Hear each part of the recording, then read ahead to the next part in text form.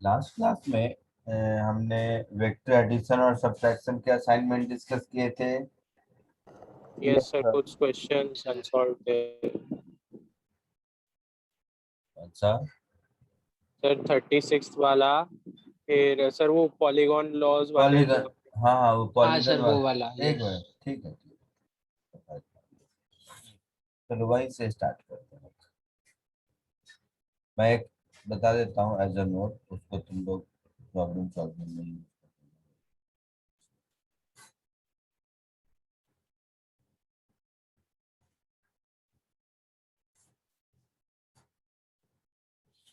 Suppose कोई भी एक रेगुलर पॉलीगन है,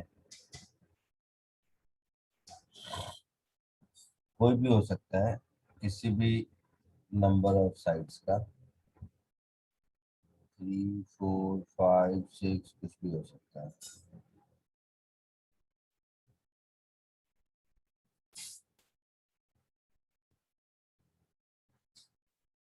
सपोज ये एक पॉलीगन और ये सेंटर है इसका।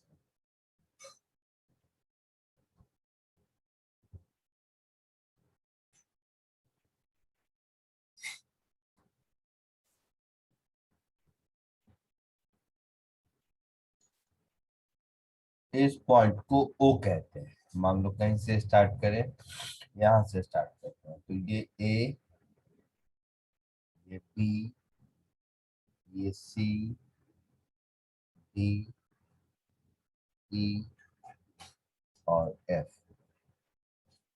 इसमें से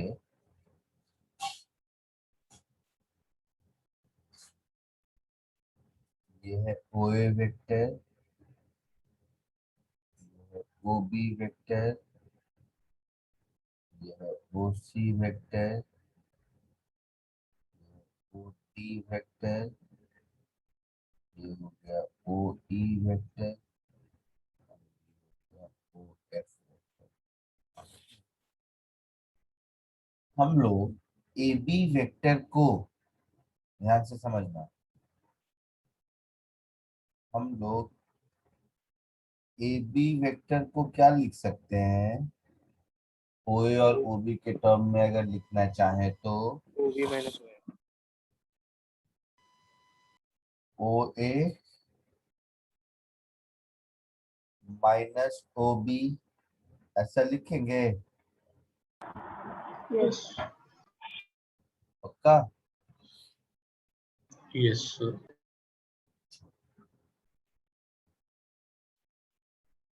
इसी तरह बी सी वेक्टर को क्या लिखेंगे?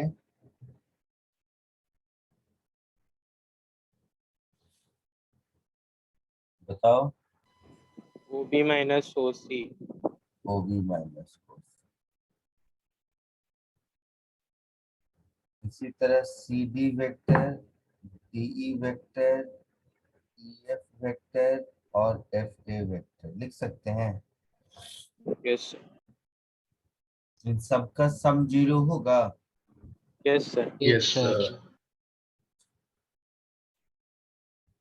तो अगर मैं ऐसे सोचूं पॉलीगन लॉ से,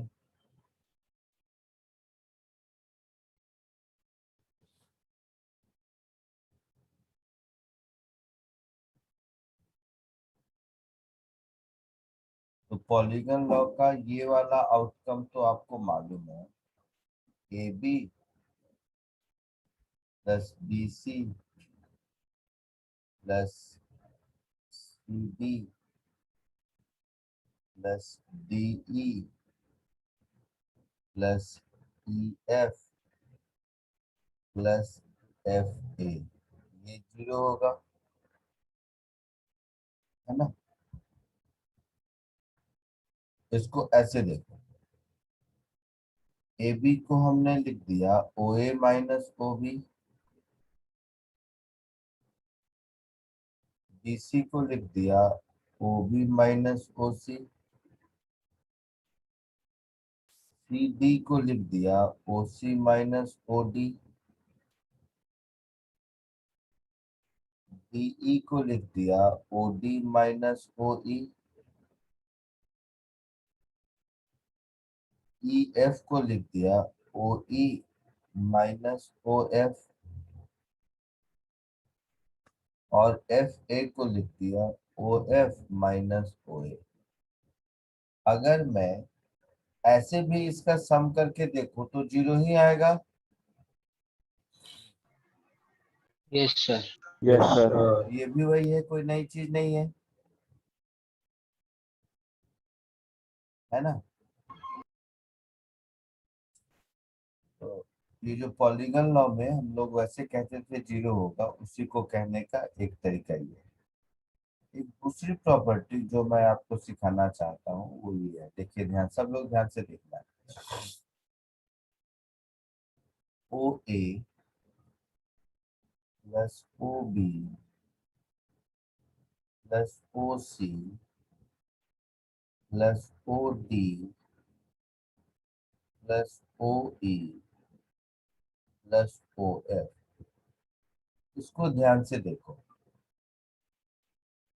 इस पॉलीगन में अगर ये अगर ये रेगुलर पॉलीगन है, ये रेगुलर हेक्सागन है ना, मतलब सबका साइड लेंथ बराबर होगा। Yes sir. Yes. Common sense से दिख रहा है कि ओ ए और ओ डी ये दोनों एक दूसरे का इक्वल अपोजिट होगा। Yes sir. yes, yes sir. O B और ओ ई एक दूसरे का इक्वल अपोजिट होगा। Yes yes sir. Sir. O C और ओ एफ ये एक दूसरे का इक्वल अपोजिट होगा, यस यस सर। है ना। Yes sir.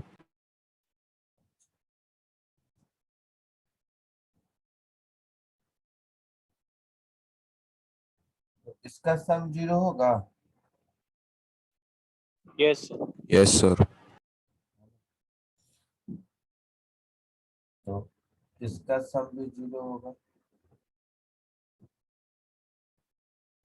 एक थंब रूल ऐसा बना सकते हैं कि if n number of vectors acting at a point equal vector, अगर इक्वली स्पेस्ड है तो सबका सम हमेशा जीरो होगा। yes sir. समझे मैं क्या कहना चाह रहा हूँ। yes sir. जैसे किसी पॉइंट पर एक,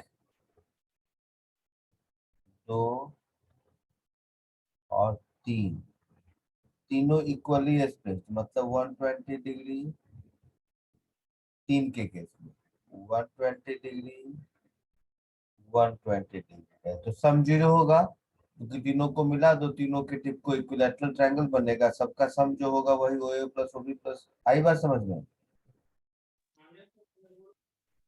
यस सर। Yes sir. यही अगर स्क्वायर हो गया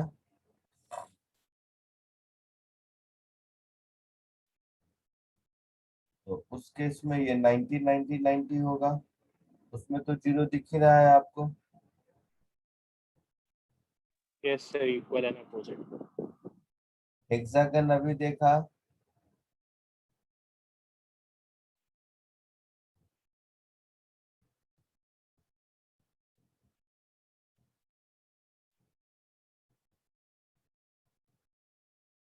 आई बात समझ में। Yes sir. तो ये आइडेंटिकल और इक्वली स्पेस्ड होने चाहिए, तो इसका सम हमेशा जीरो होगा। क्लियर है। yes sir. Yes sir. Yes, sir. So hence if n vectors या फोर्सेस बोल दो of equal magnitude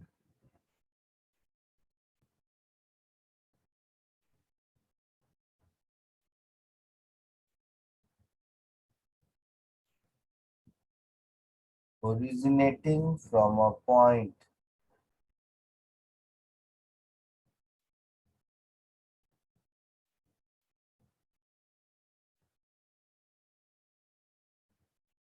are equally spaced.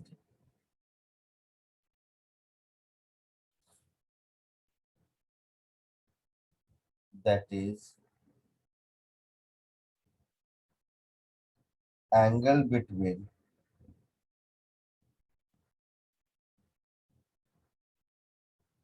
consecutive two vectors are equal.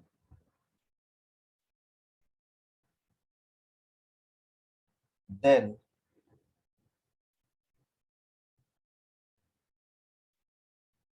resultant of these vectors will always zero, है ना? होगा ऐसा कोई doubt किसी को? No sir. No, sir.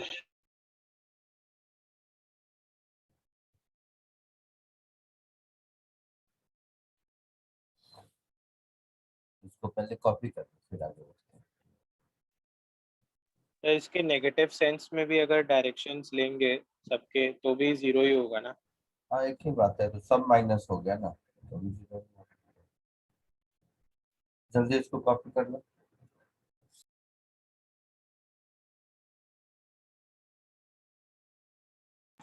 Sir हो गया। Sir done. Sir done.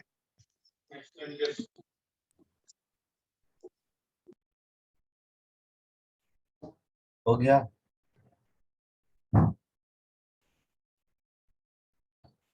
आगे बढ़ते हैं, एक नई चीज सीखते हैं। पॉलीगन वाले क्वेश्चन अब करने की कोशिश करना, नहीं होगा तो अगली बार बता दूंगा, ठीक है? Okay sir. Okay sir. अगले दिन जब असाइनमेंट डिस्कस करेंगे ना नेक्स्ट क्लास में, कल ही करेंगे तो नेक्स्ट क्लास में ही करेंगे शायद। अब हम लोग एक नया कॉन्सेप्ट पढ़ते हैं, यूनिट वेक्टर।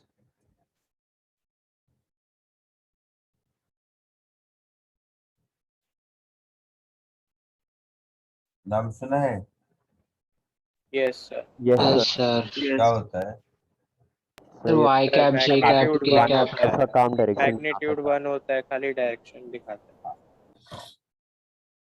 तो यूनिट वेक्टर का मतलब है कि इसका मैग्नीट्यूड वन होता है, यूनिट होता है, नाम से ही है,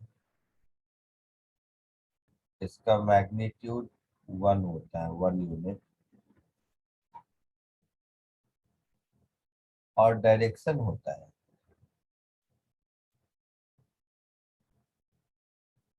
ऐसा है।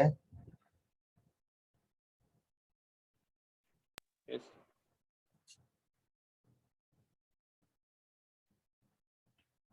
अब ऐसे समझो कि अगर मैं कहूं कोई भी डिस्प्लेसमेंट, यह है 5 किलोमीटर ईस्ट,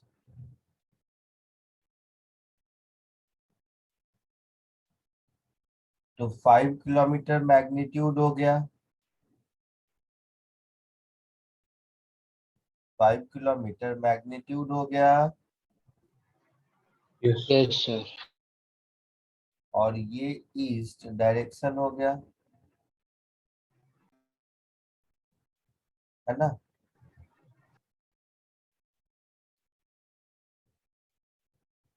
तो अगर हम इस डिस्प्लेसमेंट वेक्टर को इसके मैग्नीट्यूड से डिवाइड कर दें तो क्या बचेगा? वन। ईस्ट बचेगा केवल, यस है ना? तो ईस्ट का मतलब हो गया वन यूनिट ईस्ट। आई बात समझ में? मतलब 1 किलोमीटर ईस्ट ना, 5 से डिवाइड कर। डिस्प्लेसमेंट एस को अगर हम उसके मैग्नीट्यूड 5 से डिवाइड कर दें तो जो बचेगा उसका मैग्नीट्यूड यूनिट होगा वन, यस सर। और उसका डायरेक्शन वही होगा जो डिस्प्लेसमेंट वेक्टर का है, दैट इज ईस्ट।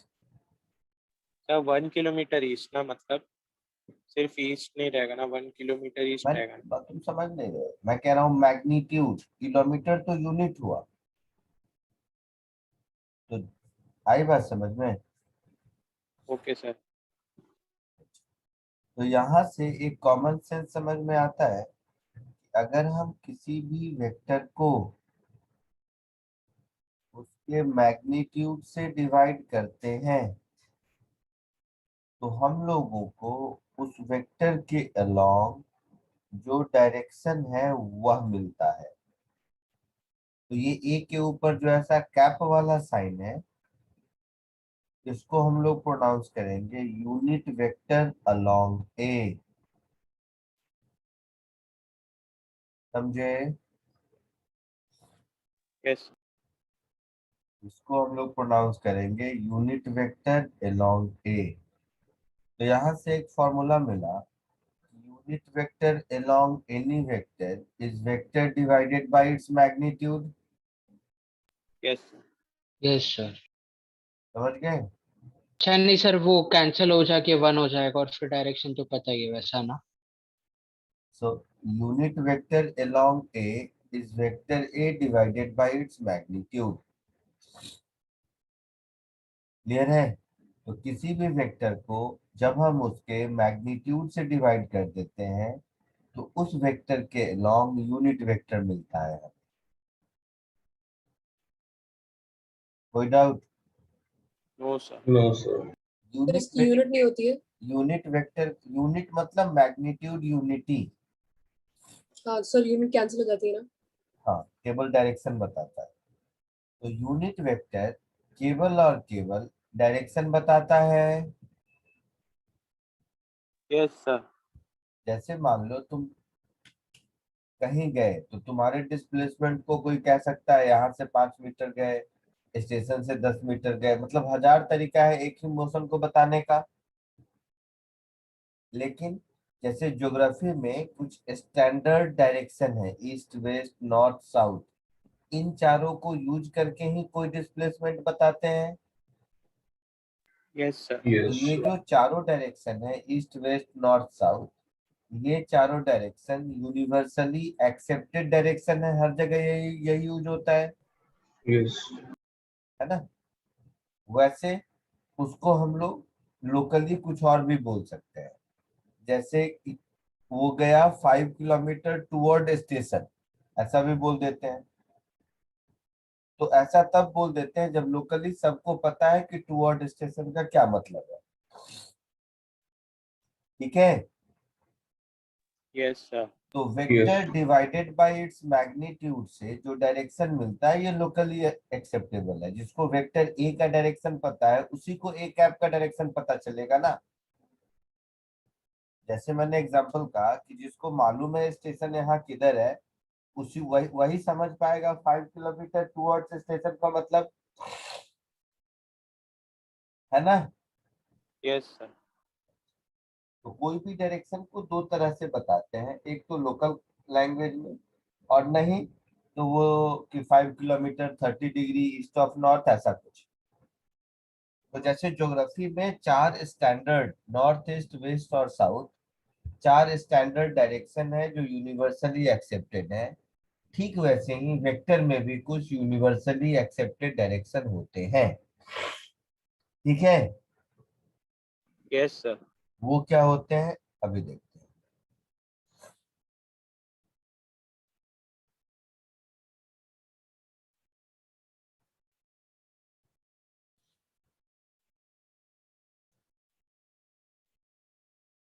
किसी भी ऑब्जेक्ट के पोजीशन को, एक मिनट रुक जाओ,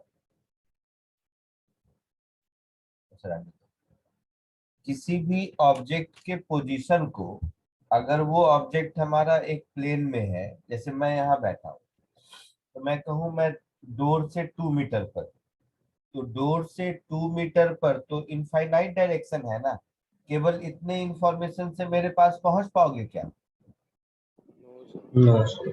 Yes, sir. लेकिन मैं कहूँ कि मैं इस वॉल से 2 मीटर और इस वॉल से 3 मीटर पे हूँ, अब एग्जैक्टली यहीं पहुंचोगे। समझ आया? Yes sir. Yes, sir. यहाँ से एक कॉमन सेंस कहता है कि किसी भी ऑब्जेक्ट के लोकेशन को मतलब पोजीशन को बताने के लिए मिनिमम 2 रेफरेंस लाइन का होना जरूरी है, अगर ऑब्जेक्ट उन दोनों लाइन के प्लेन में है तो। जैसे मैं इस कमरे में हूँ तो मेरे पोजीशन को एग्जैक्टली बताने के लिए आपको 2 रेफरेंस लगेगा ही लगेगा, इस वॉल से 2 मीटर और इस वॉल से 3 मीटर, ऐसा कुछ यस सर। है ना। वही अगर मैं इस प्लेन में नहीं होता, मान लो एक मॉस्किटो के जैसा ऐसा कहीं उड़ रहा होता, तो मुझे 3 रेफरेंस चाहिए, इस वॉल से 2 मीटर, इस वॉल से 3 मीटर और ग्राउंड से 2 मीटर या 1 मीटर या 5 मीटर कुछ भी। आई बात समझ में? Yes sir. एक बात तो क्लियर है, in order to specify any direction we would require maximum 3 mutually perpendicular reference lines, है ना। मैक्सिमम 3 रेफरेंस से तो कोई भी पोजीशन बता सकते हैं कहीं भी रहे, Yes. पक्का। इन तीनों को साइंस के लैंग्वेज में एक्स एक्सिस, वाई एक्सिस और जेड एक्सिस कहते हैं। कन्वेंशनली इसको एक्स एक्सिस, इसको वाई एक्सिस और इसको जेड एक्सिस, ये आउटवर्ड डायरेक्शन है।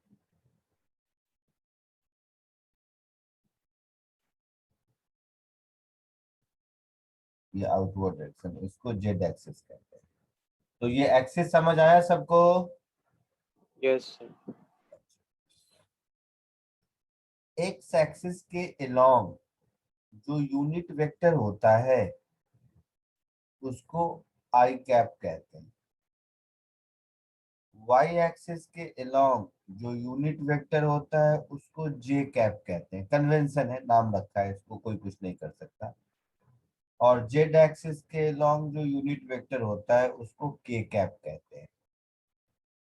ठीक है। अच्छा, नेगेटिव एक्स होगा तो अपने आप माइनस आई कैप हो जाएगा, नेगेटिव वाई होगा तो माइनस जे कैप हो जाएगा, नेगेटिव के होगा तो माइनस के कैप हो जाएगा। ज्योग्राफी और साइंस में यही फर्क है, ज्योग्राफी में वेस्ट को माइनस ईस्ट नहीं कहते हैं, वेस्ट का अपने आप में एक नाम है, समझ रहे हो। Yes sir. लेकिन इसमें एक्स एक्सिस के अपोजिट को माइनस एक्स एक्सिस बोलते हैं, तो उसके हिसाब से ये माइनस आई कैप, माइनस जे कैप और माइनस के कैप हो जाएगा। ये यूनिवर्सली एक्सेप्टेड कन्वेंशन है, सिंबल है, इसको कोई कुछ नहीं कर सकता। सो आई कैप, जे कैप और के कैप। आई कैप को हम लोग बोलते हैं unit vector along X axis,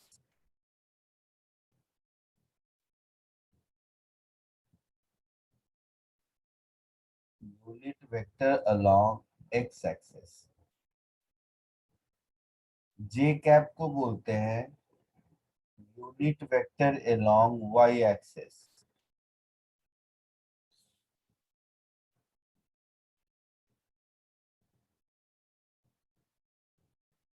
और के कैप को बोलते हैं unit vector along Z axis. कोई डाउट किसी को?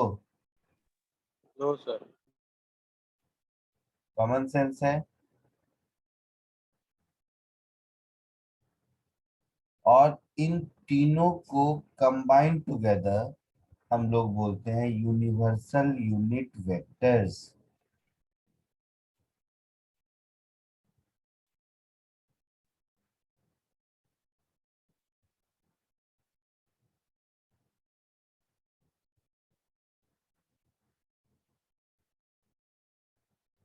कोई डाउट किसी को यहाँ तक?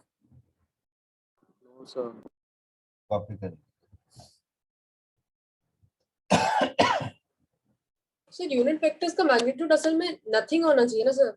नथिंग नहीं, वन। नथिंग को जीरो कहते हैं, उसको नल वेक्टर कहते हैं, वो भी पढ़ाऊंगा, अब उसकी जरूरत अभी नहीं, 2 लेक्चर के बाद है। और सर अगर इनका वैल्यू अगर मैग्नीट्यूड 1 यूनिट भी है सर, ये तो फिर सर जो एक्चुअल वेक्टर है उसका डायरेक्शन बताने के लिए हेल्प करते हैं ना। हम्म। तो या फिर हम ऐसा कह रहे हैं कि एक्चुअल वेक्टर को मल्टीप्लाई कर देते हैं हम यूनिट वेक्टर से instead of adding. Actual vector के मैग्नीट्यूड को यूनिट वेक्टर से मल्टीप्लाई कर देंगे तो वेक्टर बन जाएगा।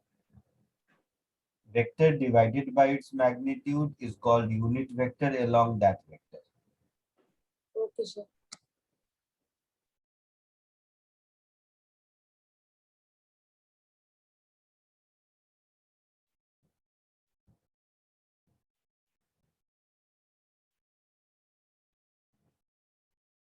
हो गया सर। हो गया, आगे बढ़ो। Yes sir. अब जैसे मैंने कहा कि दुनिया का कोई भी वेक्टर या दुनिया के कोई भी डायरेक्शन को आप नॉर्थ ईस्ट वेस्ट साउथ के माध्यम से रिप्रेजेंट कर सकते हो, ये तो पक्का है। Any direction can be represented in terms of east west north and south geographically, isn't it? Yes, sir. Similarly, any vector in the world can be represented in terms of I cap, j cap and k cap. Clear है? Yes. मतलब दुनिया में yes कोई भी sir. Vector हो, कोई भी vector हो, सपोज वेक्टर ए, तो इसका कुछ x कंपोनेंट, कुछ इसको हम ax i cap plus ay j cap plus az k cap इस टर्म में लिख ही सकते हैं। हो सकता है कोई एक जीरो हो, कोई 2 जीरो हो, तीनों जीरो तो हो नहीं सकता, ऐसा लिख सकते हैं। Yes sir. Sir ax ay और az जो है वो बिलोंग्स टू r ही होने चाहिए ना, मतलब एक थर्ड एक और एक फोर्थ डायमेंशन नहीं बना सकते ना हम लोग। फोर्थ डायमेंशन क्या होता है? 3 ही डायमेंशन बता है ना, आई जे और के। फोर्थ डायमेंशन क्या होता है? सर मतलब मतलब और क्लैरिटी के लिए क्या? एक और एक वो नहीं डाल सकते क्या, एक और एक हाँ, एक्सिस? तो सर अभी हमारे पास एक्स वाई जेड है और नहीं डाल सकते? और जरूरत है, मतलब वही तो मैं पूछ रहा हूँ। जैसे east west north south 4 direction है, तो और 5वां डालोगे, does it make any sense? No sir. ठीक वैसे ही समझाया अभी मॉस्किटो का एग्जांपल देके कि दुनिया में किसी भी पोजीशन को रिप्रेजेंट करने के लिए maximum 3 reference line more than sufficient है ना। सर ये ax ay और az मैग्नीट्यूड है ना? आते हैं क्या, ठीक है, तो इसलिए चौथे की कोई जरूरत नहीं है।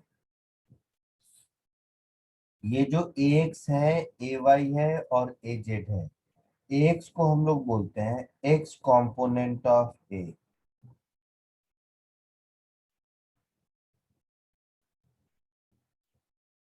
ay को हम लोग बोलेंगे y कंपोनेंट ऑफ a,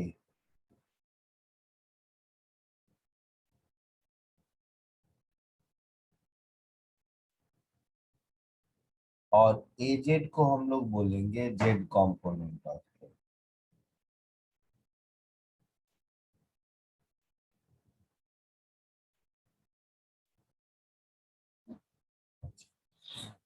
तो ये x कंपोनेंट, ये y कंपोनेंट और ये z कंपोनेंट का मतलब क्या है, उसको समझने के लिए 2 केस में डिवाइड करते हैं। तो किसी भी वेक्टर को उसको उसके कंपोनेंट में रिजॉल्व करना, इसको हम लोग रिजोल्यूशन ऑफ वेक्टर कहते हैं। क्लियर है? Yes yes sir. सर। तो ये वेक्टर का रिजोल्यूशन देखते हैं, फिर आपको समझ आ जाएगा।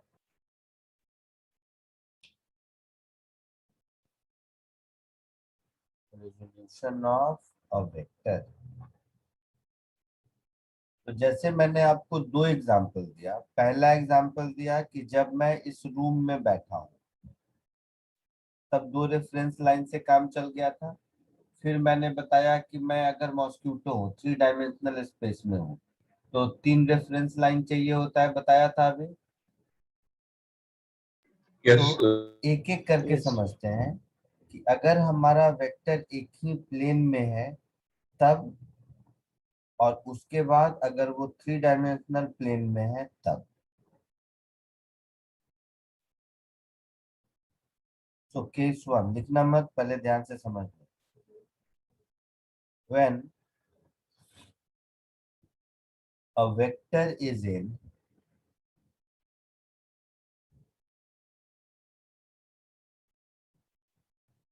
टू डायमेंशनल प्लेन, जब हम 2 डायमेंशनल प्लेन बोलते हैं तो एक्स वाई हो सकता है, वाई जेड हो सकता है, एक्स जेड हो सकता है, कुछ भी हो सकता है, है ना? बोलिए। सर वन डायमेंशनल भी हो सकता है ना, जैसे एक्स एक्सिस वाई एक्सिस वैसे। हाँ, तो ये केवल एक्स एक्सिस है, केवल वाई एक्सिस है, केवल जेड एक्सिस है, फिर तो कोई दिक्कत ही नहीं है। केवल एक्स एक्सिस है तो 3 i कैप, मान लो मैग्नीट्यूड 3 है, और केवल एक्स एक्सिस है तो क्या होगा, 3 i कैप होगा, 3 j कैप होगा, तब तो कोई दिक्कत ही नहीं है। वो क्या बताऊंगा, ओके। ठीक है, वो तो बाय डिफॉल्ट सीख ही लोगे। तो 2 डायमेंशनल प्लेन में है, एग्जाम्पल के लिए मान लेते हैं एक्स वाई प्लेन में है।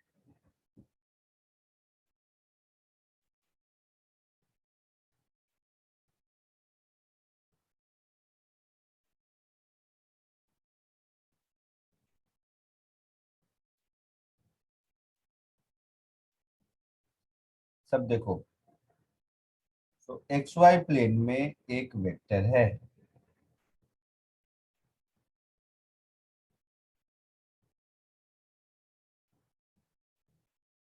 इसका नाम है वेक्टर ए, ठीक है। सब ध्यान से देखेगा, मैं यहां से एक परपेंडिकुलर ड्रॉ कर दिया और मैं यहां से एक परपेंडिकुलर,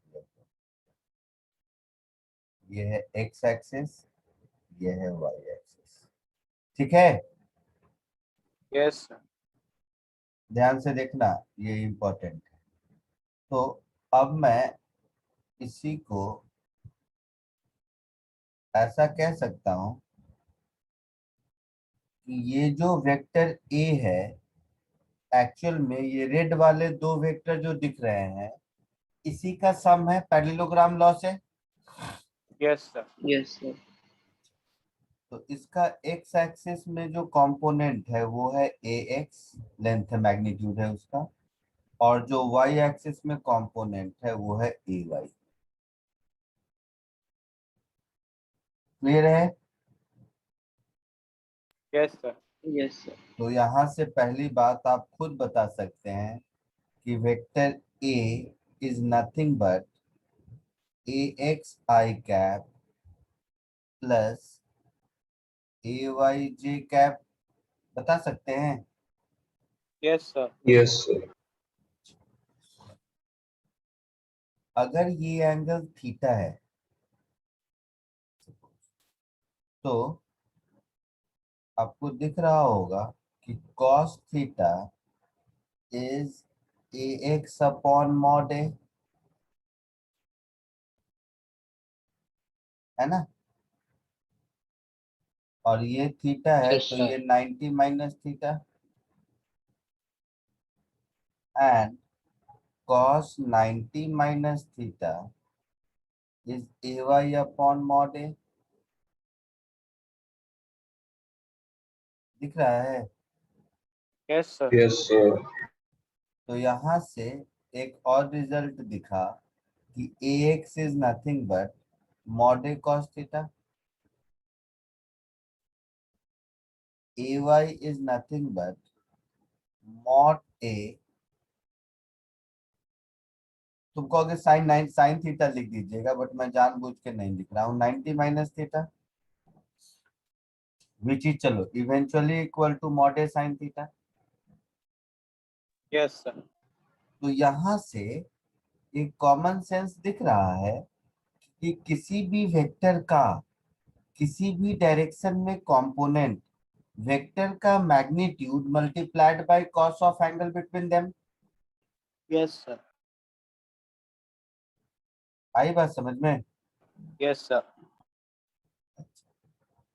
तीसरा कॉमन सर सेंस लास्ट ये देख, स्टेटमेंट वापस बोलना समझ। मैंने कहा कि किसी भी वेक्टर का किसी डायरेक्शन में component that is vector A का एक्स के लॉन्ग कंपोनेंट, तो वो क्या होगा, magnitude of vector A multiplied by cos of angle between them. देखो मॉड ए कॉस थीटा आया, हाँ हाँ सर समझा।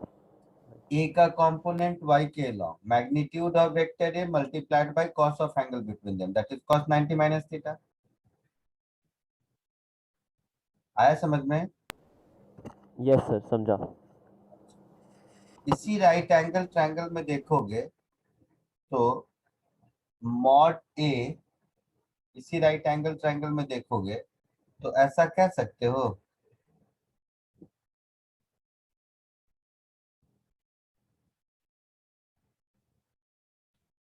कि mod A is nothing but under root A X square plus A Y square. Yes sir. ये सब common sense है, yes sir. Clear है? Yes sir. तो मैंने एग्जाम्पल ऐसा चूज किया था जिसमें कि एक्स और वाई दोनों का, एक्स और वाई दोनों का आई मीन कंपोनेंट आपका पॉजिटिव डायरेक्शन में ही था। पॉजिटिव नेगेटिव किधर भी हो सकता है ना? Yes sir.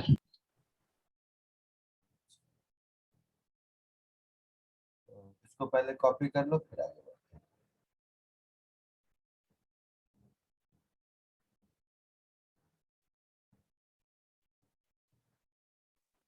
सर। तो सर आप पहले cos ऑफ 90 माइनस थीटा में क्यों लिख रहे थे, साइन थीटा में डायरेक्टली लिख सकते थे।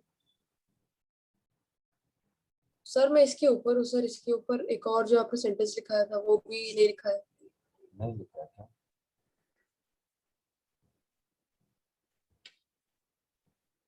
हाँ ये नहीं लिखे हम लोग ऊपर I cap J cap K cap? नहीं sir, a is equal to A X I cap वो वाला नहीं लिखा है।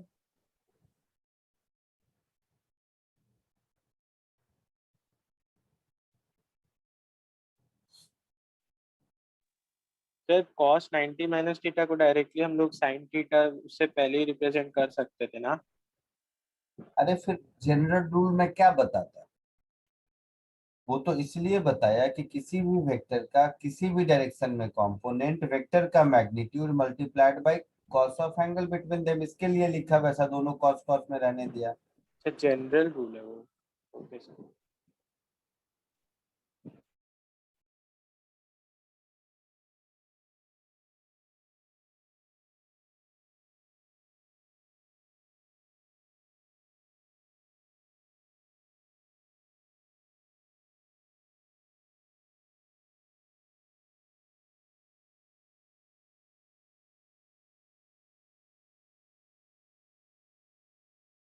Sir A x component of vector है और वाई कॉम्पोनेंट ऑफ वेक्टर है, लाइक वो सिर्फ लाइक स्केलर है कि क्या है, कि सिर्फ मैग्नीट्यूड है? एक्स और ए वाई सिर्फ मैग्नीट्यूड है। तो सर मतलब एक्स आई कैप बोल देंगे तब वेक्टर होगा, ए वाई जे कैप बोल देंगे तो वेक्टर होगा, केवल ए एक्स ए वाई बोलेंगे तो मैग्नीट्यूड होगा। Okay sir.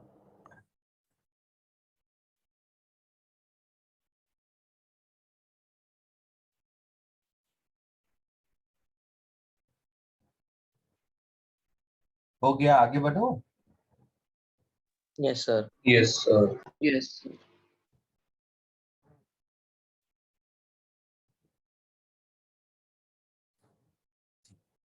फटाक से 2 मिनट में मुझे ये सब वेक्टर फॉर्म में लिख के दिखाओ, जस्ट प्रैक्टिस के लिए।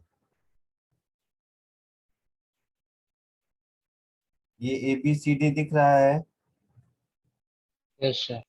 इसको आई कैप जे कैप में कैसे लिखेंगे? जैसे फर्स्ट मैं लिख के दिखा देता हूँ, ये ए वेक्टर है और ये एंगल थीटा है। तो फर्स्ट केस में इस ए वेक्टर को हम ऐसा लिखेंगे, ए कॉस थीटा आई कैप माइनस ए साइन थीटा जे कैप। समझ आ रहा है? Yes sir. Yes, sir. Yes sir. ऐसे ही सबको लिख के बताइए मुझे, जल्दी, 2 मिनट का काम है।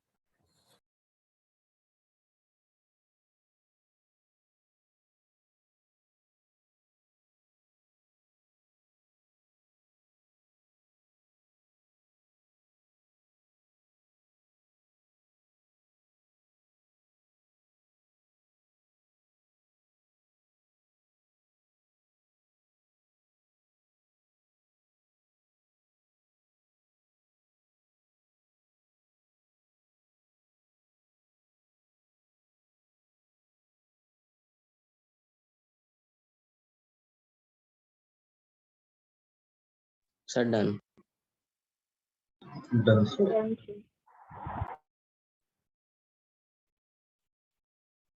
हो गया सबका?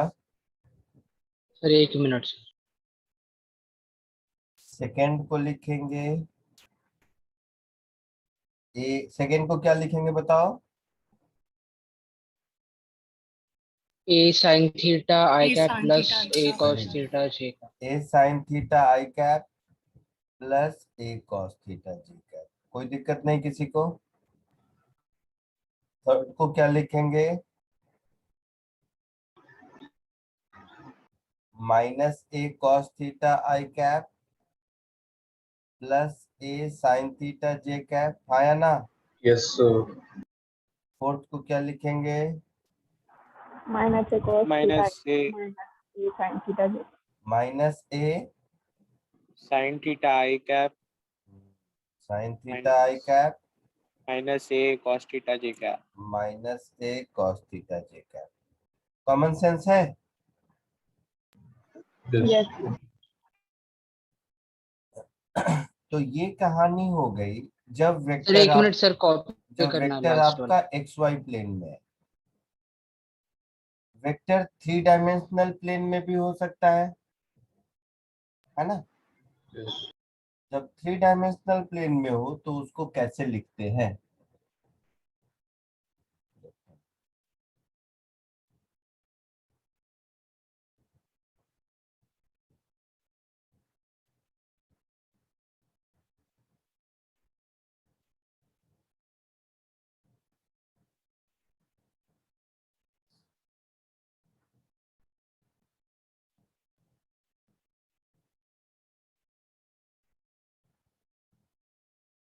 हो गया सर ये वाला। हो गया? हाँ sir. Yes sir.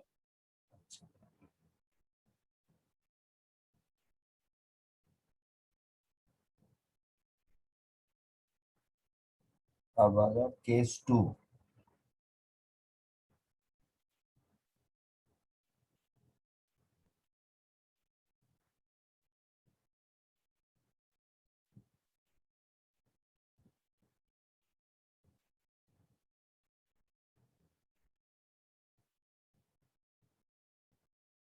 If a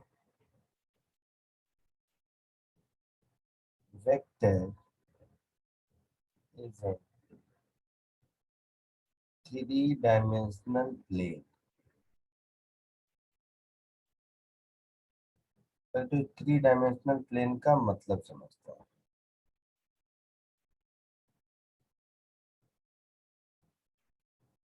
है। मतलब ये हुआ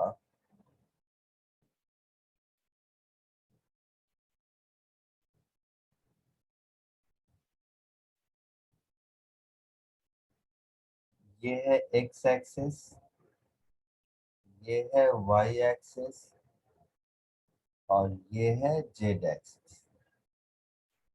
ठीक है?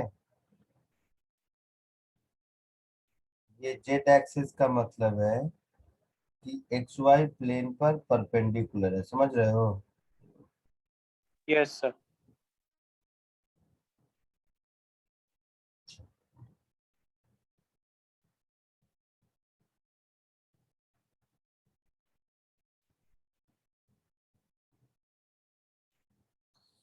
अब अगर कोई वेक्टर है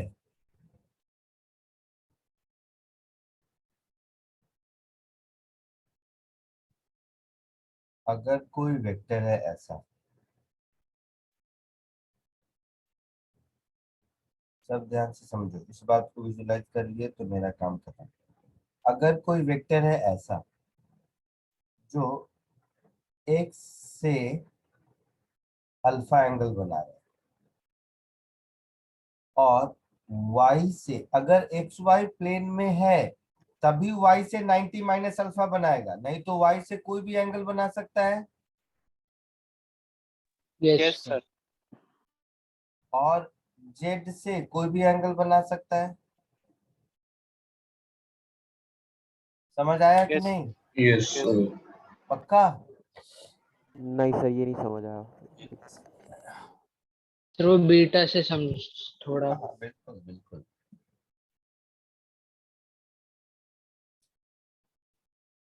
इधर देखो,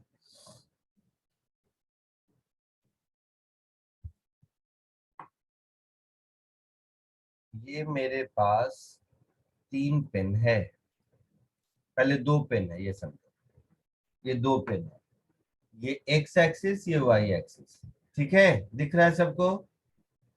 yes sir. Yes sir. Yes अगर सर। मेरा वेक्टर इस एक्स वाई प्लेन में है, अब तो हम कह सकते हैं कि अगर x से थीटा बना रहा है तो y से 90 माइनस थीटा बनाएगा। Yes, sir. Yes sir. कोई डाउट नहीं? No No. अब मान लो ये एक जेड एक्सिस हो गया, तो ये एक्स एक्सिस, ये वाई एक्सिस और ये जेड एक्सिस दिख रहा है। यस हाँ sir. Sir.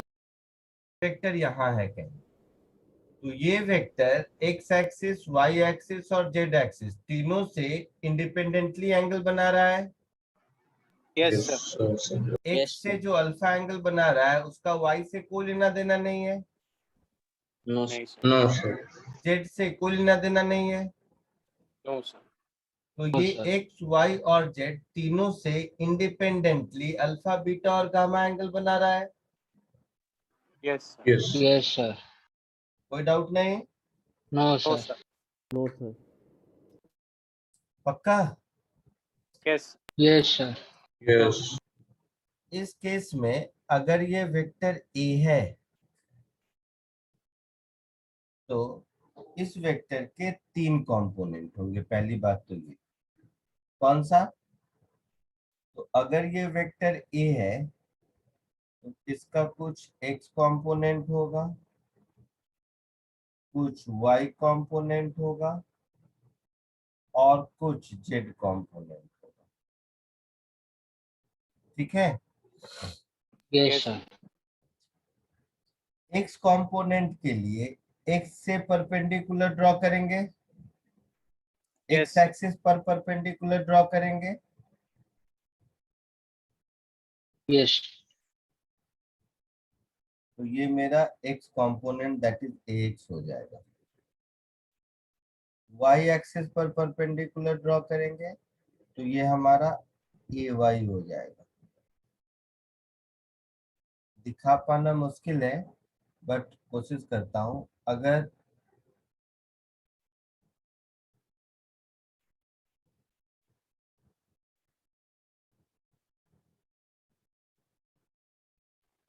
Sir. Z A axis पर परपेंडिकुलर ड्रॉ करेंगे तो ये az हो जाएगा। सर हाँ बोलना, सुन रहा हूँ। सर अगर ए वेक्टर का कंपोनेंट एक्स एक्सिस और वाई एक्सिस पे है तो उसका कंपोनेंट जो एक्स एक्सिस और वाई एक्सिस पे है वो डिफरेंट रहेगा ना एक्स वाई प्लेन पे अगर हम बोलेंगे तो। नहीं समझा क्या बोल सर रहे हैं? मतलब सर जैसे ए वेक्टर का प्रोजेक्शन एक्स वाई प्लेन पे कितना होगा वो डिफरेंट रहेगा ना एक्स एक्सिस और वाई एक्सिस से। एक्स वाई प्लेन पर कितना होगा ये तो मैंने बोला ही नहीं। नहीं सर मतलब मैंने सोचा तो हाँ मतलब तो अनइक्वल रहेगा ना वो बोलना।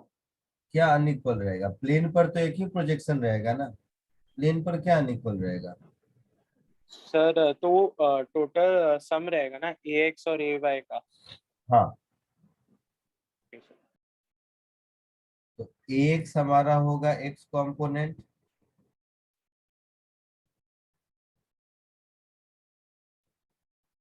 ay रहेगा y कंपोनेंट और az रहेगा z कंपोनेंट।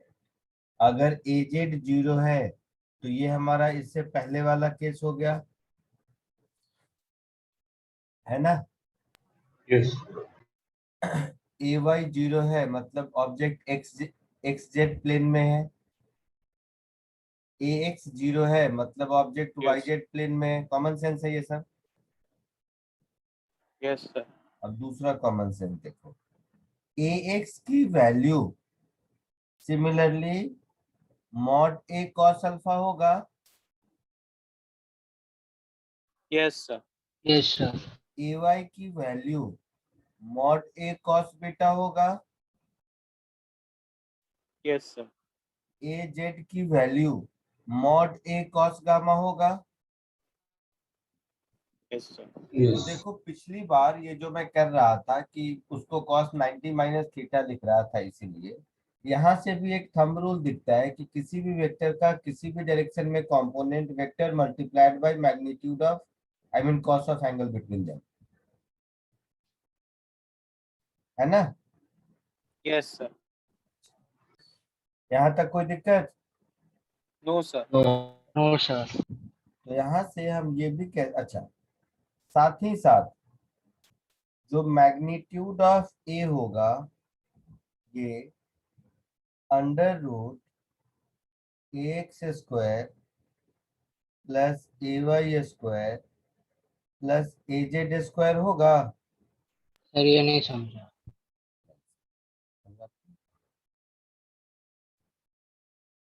ये नहीं समझा पक्का?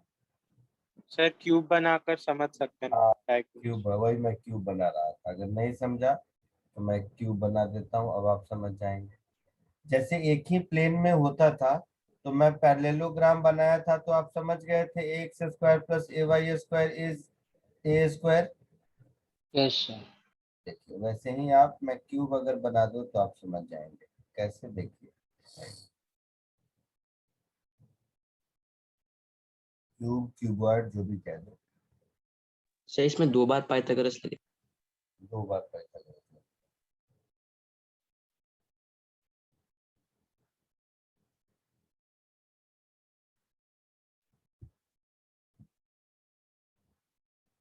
यहाँ से इस कॉर्नर तक ये जो ज्वाइन किया ये हमारा वेक्टर ए है,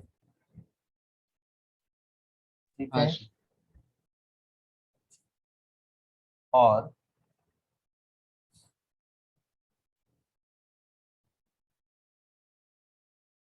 ये हमारा ax है, यस सर। ये हमारा ay है यस। और ये हमारा az है, ठीक है। हाँ सर। तो मुझे ये रेड वाला चाहिए। यस Yes, सर। sir. तो मुझे अगर रेड वाला चाहिए तो कैसे निकालेंगे? तो हम पहले ये जो नीचे आपका, ये जो नीचे आपका प्लेन दिख रहा है, इस प्लेन में मैं ये वाला डायगोनल बना लेता हूँ। तो ये वाला जो डायगोनल बनाया मैंने, इस डायगोनल का लेंथ होगा under root X square plus ए Y square. Yes, sir. Yes sir. तो अब ये ब्लू वाला डायगोनल, ये ब्लैक वाला ऊपर जो एजेड है और ये रेड वाला, ये तीनों मिला के फिर पाइथागोरियन ट्रिपलेट बन गया। ओ हाँ समझा सर। हाँ हो गया। Right angle triangle. तो ये जो यस सर ए समझा। है इसकी वैल्यू मिल गई under root X square plus A Y square plus A Z square. समझ गए? Yes sir. हाँ सर। एक काम कीजिए, मैं आगे बढ़ूं उससे पहले इसको कॉपी कर।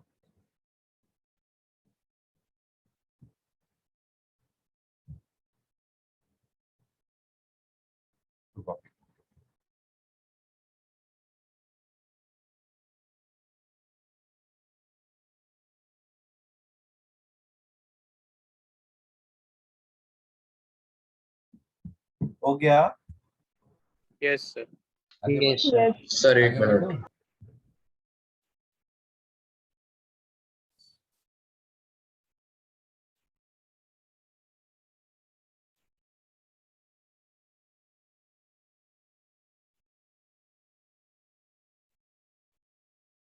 यस सर हो गया।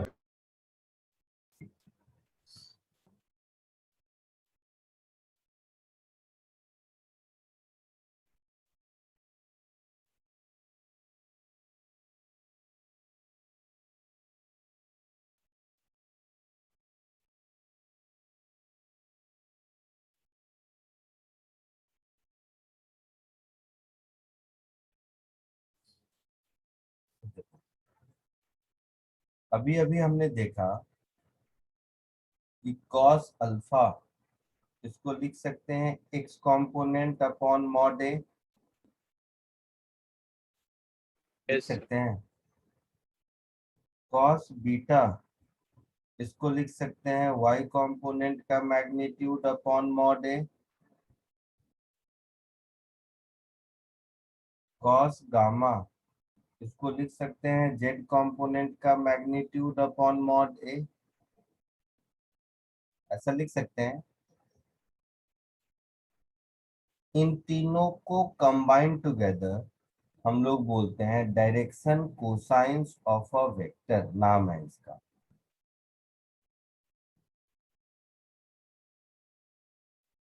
Direction cosines of a vector. कोई डाउट?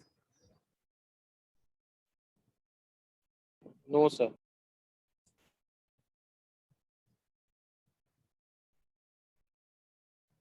दूसरा, इन तीनों को अगर हम स्क्वायर करके ऐड कर दें तो हम लोगों को एक इंपॉर्टेंट प्रॉपर्टी डायरेक्शन कोसाइन की देखने को मिलेगी, that is cos square alpha plus cos square beta plus cos square gamma अगर करें तो ये हो जाएगा ax अपॉन मॉड a का square plus ay upon mod a का square plus az upon mod a का स्क्वायर, ऐसा कुछ होगा। Yes sir. तो ये हो जाएगा ax square plus ay square plus az square upon mod of a का स्क्वायर, ऐसा हो जाएगा। Yes sir. तो ऊपर वाला भी मॉड ऑफ a है, नीचे वाला भी मॉड ऑफ a का स्क्वायर है, तो ये 1 हो जाएगा। Yes sir. Yes sir. तो यहाँ से एक प्रॉपर्टी मिल गई कि cos square alpha plus cos square beta plus cos square gamma, इन इसकी वैल्यू हमेशा 1 ही होगी, कुछ और पॉसिबल है ही नहीं। क्लियर है?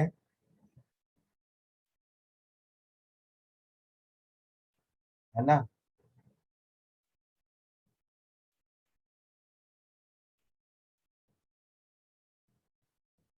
अब इसी प्रॉपर्टी को कहीं कहीं थोड़ा अलग हट के लिखा रहता है, तो हम लोग सोचते हैं कुछ और होगा। देखो, cos स्क्वायर को हम लोग 1 माइनस साइन स्क्वायर लिख सकते हैं। Yes sir. तो 1 minus sine square alpha plus 1 minus sine square beta plus 1 minus sine square gamma, this is equal to 1। तो 3 minus sine square alpha plus sine square beta plus sine square gamma, ये 1 होगा। तो यहाँ से इसी property को sign के term में अगर कहें तो sign square alpha plus sine square beta plus sine square gamma, इसकी वैल्यू 2 मिलेगी। Yes sir. यस। इसी प्रॉपर्टी को कहने का ये एक दूसरा तरीका है। यही कोई बच्ची अभी बोल रही थी थोड़ी देर पहले जब मैं म्यूट था? सर जानवी। यही बोल रही थी बेटी तू ना? हाँ सर। चल इसको कॉपी कर ले।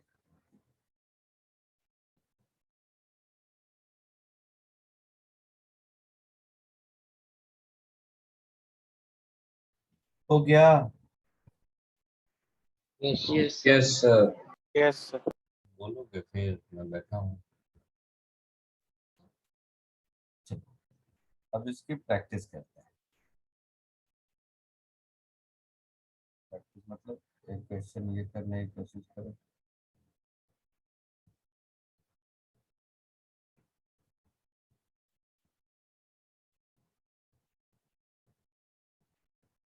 जल्दी, 2 मिनट का काम है।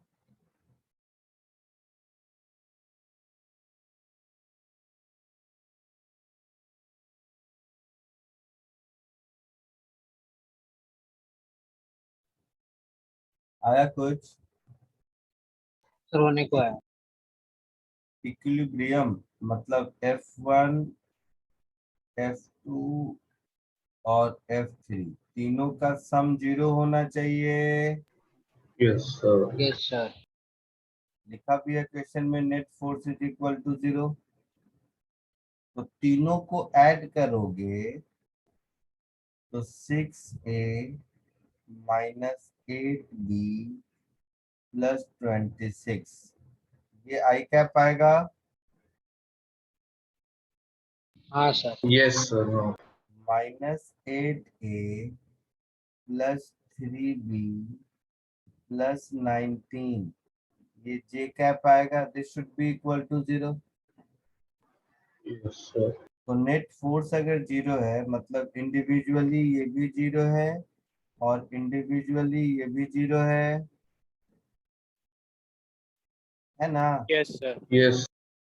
तो yes 6A minus 8B is minus 26, minus 8A plus 3B is minus 19 है ऐसा? मुझे क्या चाहिए? 0.5A plus B। तो अरे ए और इंडिविजुअली जीरो कैसे हो, वो एक बार समझाइए ना। किसी चीज पर नेट फोर्स 0 है, इसका क्या मतलब हुआ? फोर्स ही 0 है तो उसका एक्स कंपोनेंट भी 0 होगा, वाई कंपोनेंट भी 0 होगा। वो अच्छा, हाँ समझा समझा, हाँ। है ना? हाँ सर तो समझा। इन दोनों को सॉल्व करके ए और बी निकाल सकते हैं। Yes sir. Yes sir. क्या आएगा?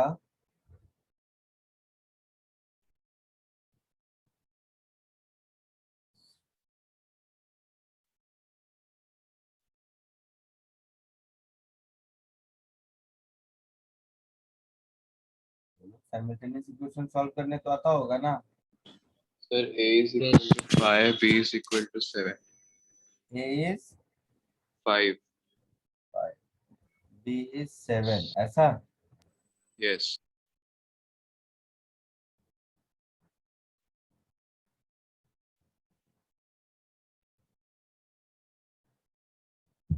ठीक। तो हम लोगों को क्या चाहिए? 0.5A प्लस बी, तो ये 6 आंसर होगा। Yes sir. कोई डाउट किसी को?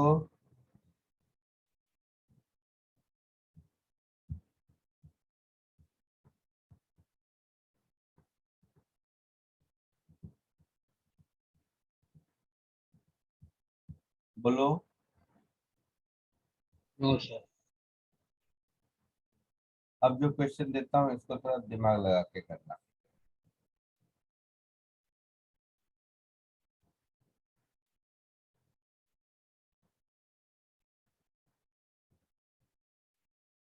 इसमें जल्दबाजी करोगे गलत हो जाएगा, पहले ही बता रहा हूँ।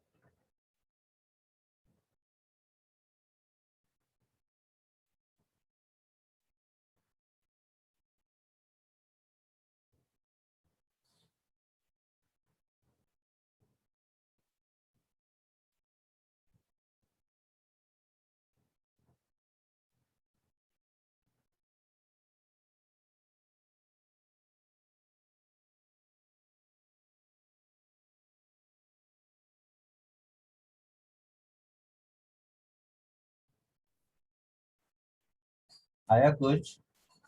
यस सर 1 आ रहा है। Yes, sir. Yes, sir. One and answer. Yes, sir. मेरे को आंसर 1 आया। है कि नहीं? आंसर नहीं पता, अभी देखते हैं।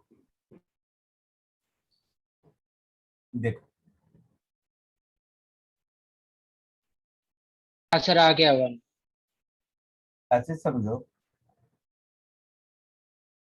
ड्राइंग करने की जरूरत नहीं है, कॉमन सेंस से।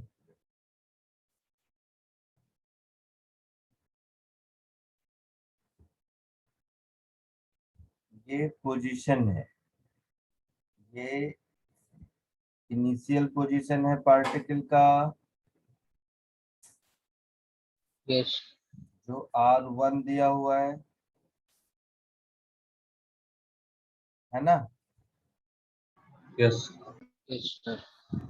इसके पास कुछ वेलोसिटी है 3i + 4j, उस वेलोसिटी से चलने लगता है और चल के कहीं यहाँ पहुंच गया। ठीक है, Yes, sir. चल के कहीं यहाँ पहुंच गया, तो हम लोगों को इसका फाइनल पोजीशन वेक्टर बताना है। Yes sir. यही कहानी है ना। तो इसका फाइनल पोजीशन वेक्टर ये हो गया R2, और ये हो गया इसका डिस्प्लेसमेंट वेक्टर, हो गया। Yes sir. Yes, sir. तो कॉमन सेंस से हमारा ट्रायंगल लॉ कहता है कि vector R2 is vector R1 plus displacement, है ना। Yes sir. Yes Yes. Sir. Yes, sir. That is vector R1। Displacement क्या होगा? तो वेलोसिटी इनटू टाइम यस होगा। Sir. Yes sir. Vector R1 क्या दिया हुआ है? 2 4 3। तो दिया हुआ है 2i cap plus 4j cap plus 3k cap yes sir. Plus yes sir. Velocity कितना है?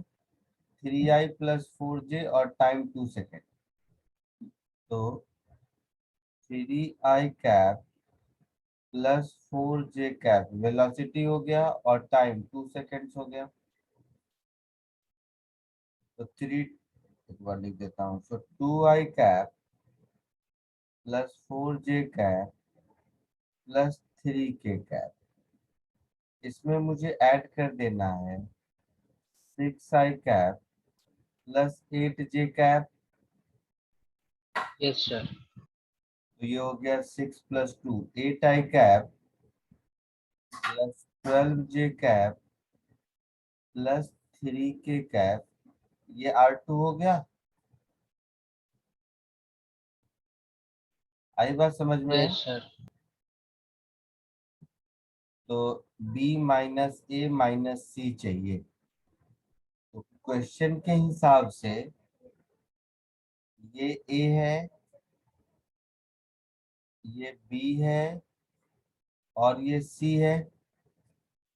हाँ सर। यस। क्या पूछा है? B B - A - A - C।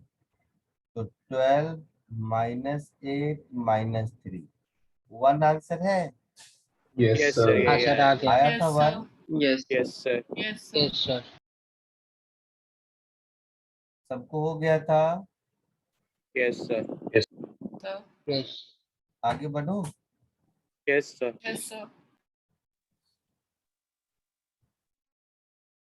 Sir हम displacement upon time is equal to 2 displacement upon ये velocity is equal to time भी कर सकते हैं।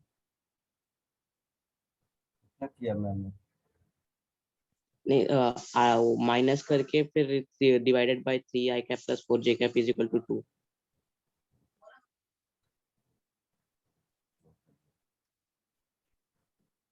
So like मैंने भी वैसे ही किया कि like final displacement minus initial position, sorry, final position minus initial position by time is equal to velocity, तो वैसा आया मेरे को।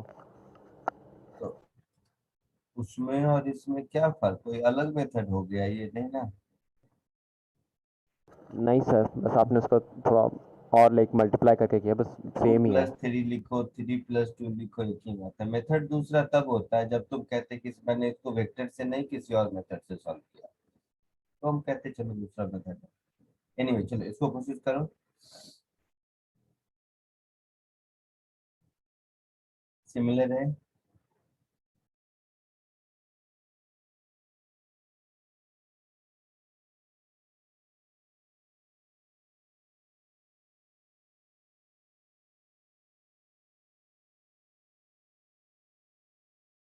यस सर 45 आई कैप माइनस 151 जे कैप कुछ ऐसा आ रहा है, शायद गलत हो सकता है। देखते हैं सिमिलर है। तो पिछले क्वेश्चन के हिसाब से देखें तो मुझे R2 चाहिए,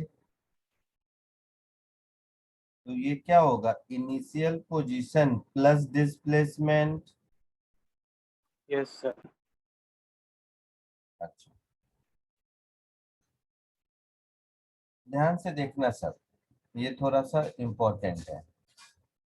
तो ये तो R1 मालूम है अपने को, R1 है। किसी को और आंसर आया?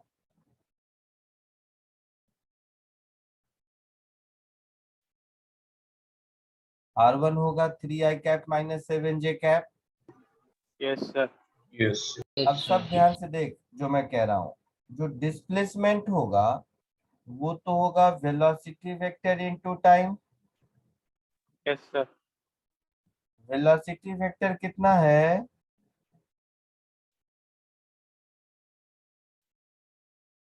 तो नहीं मालूम। 50 meters per second. ये तो वेक्टर थोड़ी नहीं, ये तो मैग्नीट्यूड है।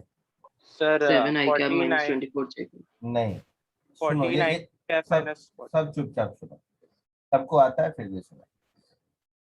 वेलोसिटी का मैग्नीट्यूड हो गया 50, यस सर। और डायरेक्शन किधर हो गया, इसके अलोंग। तो इसके अलोंग यूनिट वेक्टर से मल्टीप्लाई कर देंगे। Yes sir. हाँ और सर। किसी वेक्टर के लॉन्ग यूनिट वेक्टर क्या होता है, vector divided by its magnitude. Yes sir. Sir ये अपॉन क्या किया वो नहीं समझा। नहीं सर कोई बात नहीं। Into time t 3 seconds. फिर से सुनो मैं कहता हूँ, वेलोसिटी वेक्टर, इस वेक्टर का नाम दे दो कुछ अपने मन से a। अपने मन से मैं इस वेक्टर का नाम दे देता हूँ a। तो जो वेलोसिटी वेक्टर होगा वो क्या होगा, 50 multiplied with direction along a, yes sir. that is 50 multiplied with vector a upon magnitude of vector a। ऐसा होगा, आज ये सीखा हम लोगों ने। हाँ Yes, सर, हाँ sir. समझा समझा। यस सर समझा। तो अब ठीक कर लो, 24 और 7 50 ही होता है शायद, क्या? Yes, 25 25 होता है। 25 होता है, ठीक है। तो 3i cap minus 7j cap plus 50 upon 25 into 3 into 7i minus 24j। Yes, sir. 25 2 जा 50, 3 2 जा 6, तो 3i cap minus 7j cap plus 6 into 7i cap minus 24j cap. Yes, sir. तो 3i minus 7j plus 42i minus 24 into 6 कितना होगा, 144. 144 तो minus 144j। Yes, sir. So 42 plus 3 45 i cap और minus 151 j cap, ऐसा कुछ। Yes, sir. यही आया। ये आंसर होगा, यही आया था। यही सर, यही आया। Yes sir. वेरी गुड, जिसको जिसको ये आया था वेरी गुड। इसको कॉपी कर लीजिए। आज के लिए इतना ही, नेक्स्ट लेक्चर में मिलते हैं। होमवर्क मैं आपको सेंड कर दूंगा। Thank you sir. Thank you sir. Thank you, Yes, sir. Thank you, sir. Thank you sir, bye. Thank you sir. आपने जो वर्कशीट शेयर करी थी उसमें मुझे डाउट्स थे। हाँ, डिस्कस करेंगे अगली बार। Okay sir. सर एक और चीज सर, तो वो वाली जो पहले करी थी तो जिसमें पॉलीगन वाले डाउट्स आ रहे थे 39 वाला। हाँ, वो पॉलीगन वाला मैंने बोला ना कि आज हाँ जो सर, सिखाया तो उसके बाद सर फिर उसकी से जो कोशिश वर्कशीट है कीजिए, उसमें दोबारा उसको करेंगे, उस समय पूछ लीजिएगा। सर पॉलीगन के क्वेश्चन में डाउट नहीं सर, वो तो मुझसे हो गया सर। मुझे उसकी वर्कशीट में डाउट है सर, दूसरे क्वेश्चन में। उस दिन नहीं पूछा था? नहीं सर, क्यों? सर पूरा नहीं किया। Excuse me sir. हाँ, बोलो बोलो। सर इस टाइप के क्वेश्चंस के लिए कौन सी बुक यूज करें? कोई बुक नहीं यूज करो, कोई बुक नहीं मिलेगा तुम्हें। Okay sir, bye sir. यहाँ पर सर अब क्या करूं मैं? अगले लेक्चर में पूछना, जिस दिन वो बुक वो सीट डिस्कस करेंगे ना, उस दिन पूछ लेना। Okay sir. सर जैसे जो लास्ट क्लास में डिस्कस कर रहे थे, तो उसमें मैंने आपसे पूछा था कि नल वेक्टर क्या होता है, कि आपने कहा था कि नेक्स्ट क्लास में, क्योंकि एक क्वेश्चन में था कि लाइक ही सिखाऊंगा नल वेक्टर, बोला ना सिखाऊंगा। जब वेक्टर मल्टीप्लिकेशन सिखाऊंगा तब सिखाऊंगा। अननेसेसरी कोई इन्फॉर्मेशन अभी दे दूं और उसका यूज अभी होगा नहीं तो कोई मतलब नहीं है। नल वेक्टर सिखाऊंगा और नल वेक्टर का यूज भी सिखाऊंगा कि वो क्या रिप्रेजेंट करता है।